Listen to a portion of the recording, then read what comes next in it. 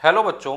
बहुत सारे बच्चे ऐसे होते हैं जिनका एयर फोर्स का जो रिटन एग्ज़ाम होता है वो निकल जाता है, बट उसके बाद जो फेज़ 2 आती है उसको क्रॉस करना सबसे ज़्यादा इम्पॉर्टेंट होता है, क्योंकि वो सिलेक्शन की स्टेज होती है।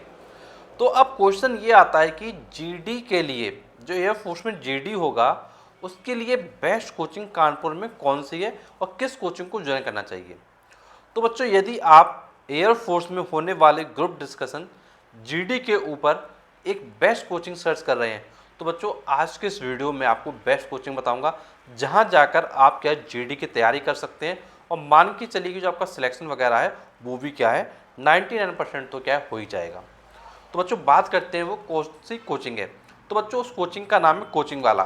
तो बच्चों आप क्या कर सकते हैं, आप कोचिंग वाला इंस्टीट्यूट को ज्वाइन कर सकते हैं और आप वहाँ पर अपनी प्रिपरेशन कर सकते हैं एयरफोर्स जीडी के लिए। अब इसमें क्या होगा, जो आपकी जीडी होती है उसमें आपको क्या इंट्रोडक्शन देना होता है, किस तरीके से इंट्रोडक्शन देना है, ये सारी चीज़ें बताई जाएंगी। एंड साथ में इसके जैसे आपको कैसे नरेशन देना है ये आपको बताया जाएगा, प्लस आपको किसी टॉपिक को कैसे प्रेजेंट करना है, किन किन पॉइंट्स को बोलना है, किन पॉइंट्स को नहीं बोलना है, किस चीज़ को अवॉइड करना है, किस चीज़ को फॉलो करना है, वो सारी चीज़ें आपकी क्या कवरअप होंगी। तो आप अगर बेस्ट कोचिंग सर्च कर रहे हैं तो आप लोग क्या कर सकते हैं, कोचिंग वाला इंस्टीट्यूट को ज्वाइन कर सकते हैं।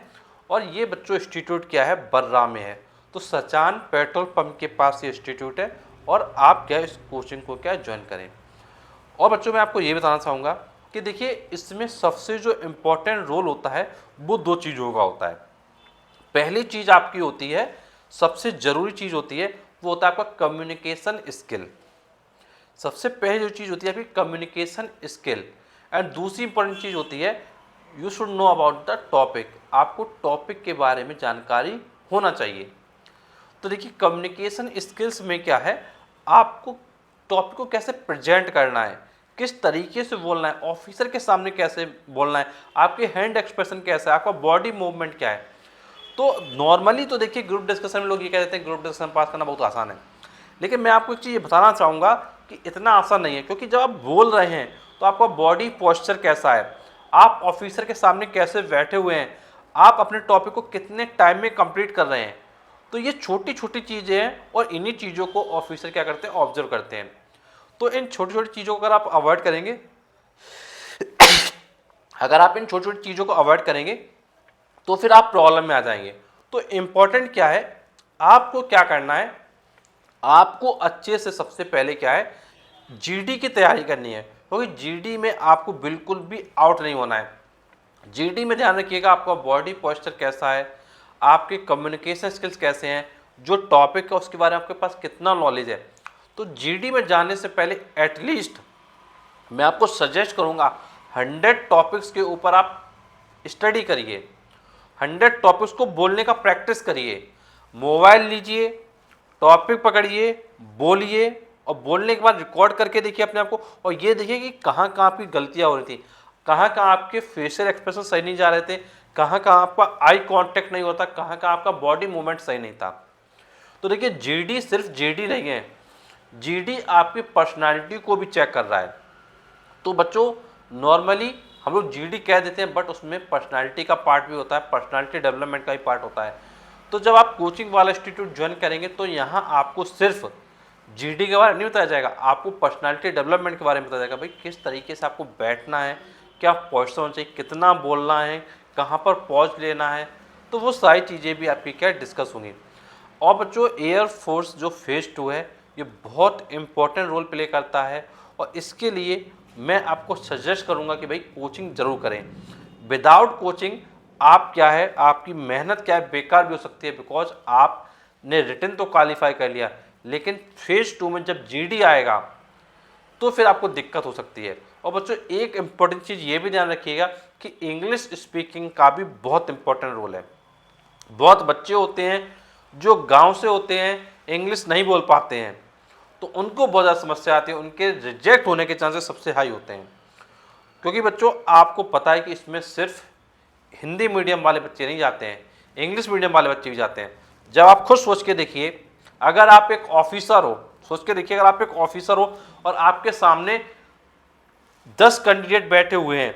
अब इस 10 कैंडिडेट में से 2 कैंडिडेट इंग्लिश अच्छे से नहीं बोल पा रहे हैं और 8 बोल रहे हैं, तो हम क्या करेंगे, उन 8 कैंडिडेट में से तो बच्चे को लेंगे। सोच के देखिए भाई, सीधी सी बात है, अगर 2 कैंडिडेट गड़बड़ करें तो हम उनको क्या करेंगे, रिजेक्ट करेंगे, और बाकी जो बचे हुए 8 कैंडिडेट हैं उनमें से जो बेस्ट कैंडिडेट होंगे उनको चूज कर लेंगे, बाकी सबको क्या कर देंगे, साइड में कर देंगे। तो वही चीज़ मैं आपसे कह रहा हूँ कि जीडी सिर्फ जीडी नहीं है, कहने में सिर्फ एक हम वर्ड कह सकते हैं कि भैया जीडी, लेकिन जीडी सिर्फ जीडी नहीं है, जीडी में बहुत कुछ है। आपका इंग्लिश स्पीकिंग का पार्ट है, ये होगा, आपका पर्सनालिटी का पार्ट है, ये होगा, आपका कम्युनिकेशन स्किल है, ये होगा, आपका पब्लिक स्पीकिंग है, ये होगा। तो ये सब चीज़ें इतना ईजी नहीं है, इसको थोड़ा प्रॉपरली प्रिपेयर्ड होंगे, उसके बाद जाएंगे तो आप वहाँ पे बेस्ट परफॉर्म कर पाएंगे, और आपकी जो मेरिट वगैरह होती है उसमें आपको मार्क्स वगैरह मिलते हैं। तो जब आपको अच्छे मार्क्स मिलेंगे तो फिर वो आपके लिए बेटर रहेगा। और एक चीज़ यही बता दूँ कि जैसे आपको पता होगा, जब जीडी जब हो रहा है तो उस समय आपको कोशिश करना है कि आप 3 से 4 बार बोलें। भाई 3 से 4 बार बोलें आप। कुछ लोग क्या सोचते हैं कि चलो यार जीडी में, चलो यार नहीं बोलने को बोल रहा ऑफिसर तो चलो सही है, अच्छी बात है। अरे भैया बोलो, क्योंकि ग्रुप डिस्कशन तुम्हारा है, ऑफिसर चेक करना चाहता है कि भाई तुम कितना इनिशिएट कर रहे हो अपने आपको। जब तक तुम अपने आप को इनिशिएट नहीं करोगे तो कैसे चलेगा। भाई ऑफिसर कुछ नहीं बोलेगा तुमसे, शांति से तुम्हारा जीडी ले लेगा और तुमको आउट कर देगा, तुमको पता भी नहीं चलेगा। भाई हमको सिलेक्ट होना है, हमको रिजेक्ट थोड़ी होना है।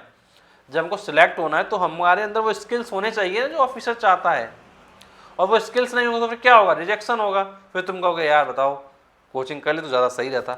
और आपको ये भी पता है कि भाई एज लिमिट का लफड़ा रहता है। भाई ऐसा तो नहीं कि कभी भी एग्जाम देते रहो, भाई एज लिमिट का लफड़ा है। तो अपने आप को बेटर बनाने के लिए बेस्ट कोचिंग सर्च करिए, और बेस्ट कोचिंग मैंने आपको बताया कि कोचिंग वाला इंस्टीट्यूट है, इसको आप ज्वाइन करिए। कोई भी प्रॉब्लम है, कोई भी कन्फ्यूजन है, कोई भी डाउट है, कुछ पूछना चाहते हैं तो आप नीचे कमेंट बॉक्स से कमेंट करके पूछ सकते हैं। और कोचिंग वाला का जो कॉन्टैक्ट नंबर है वो आपको स्क्रीन पर क्या है अपीयर हो रहा होगा, तो आप एक बार कॉन्टैक्ट कर सकते हैं। और चाहे तो कोचिंग वाला की जो ब्रांच है बर्रा में, उसमें जाकर आप विजिट भी कर सकते हैं।